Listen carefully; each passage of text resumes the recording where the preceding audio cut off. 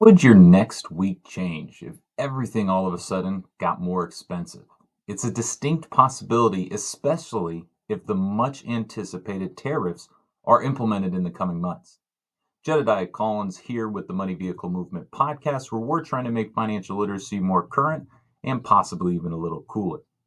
We have a new president or an old president. Well, think about it. You decide.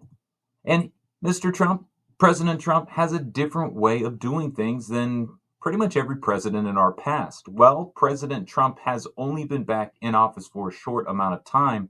He's already made an avalanche of changes. Those range from ending remote work for government employees all the way to placing people working in diversity, equity, and inclusion offices on leave.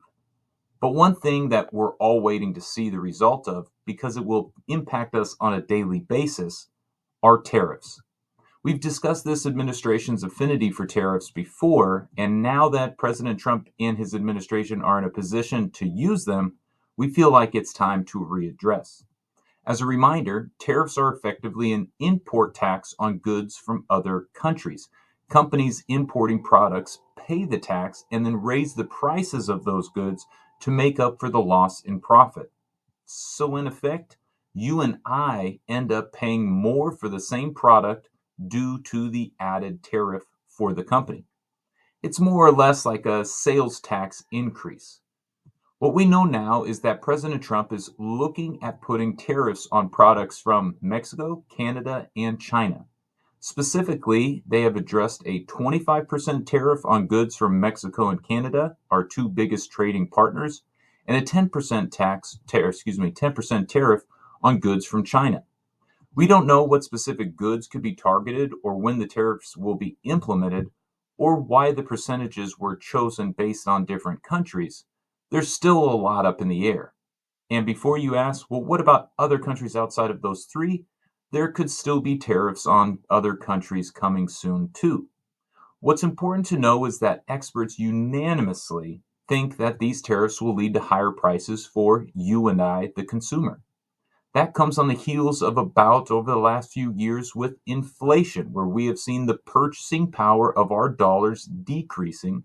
And, well, over the last few years, we have all come to understand inflation is some monster eating our money that we need to fight through increasing our income and hopefully creating secondary income sources.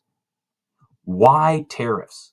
Well, the logic behind tariffs is this: the idea making prices higher to import goods will lead to companies setting up shop or producing goods domestically here in the United States.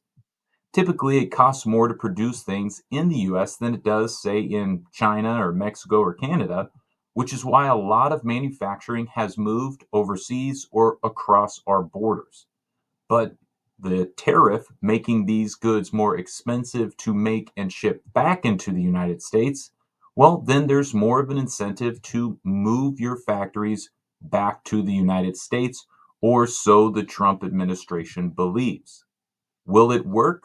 Well, we will have to wait and see if companies pass the higher costs down to consumers, again, you or me, or if they decide to move those production and manufacturing elements of their business back to America. That obviously can't happen overnight, so this is an ongoing discussion and a forecasting of their revenue. For now, the one thing to be on the lookout for is higher prices at the store. If and when those tariffs are implemented, you need to keep an eye on your money buckets and your cash management choices. As always, if you keep speaking the language of money, you will begin to act wealthy. Jedediah Collins, Money Vehicle Movement. We will see you at the next stop.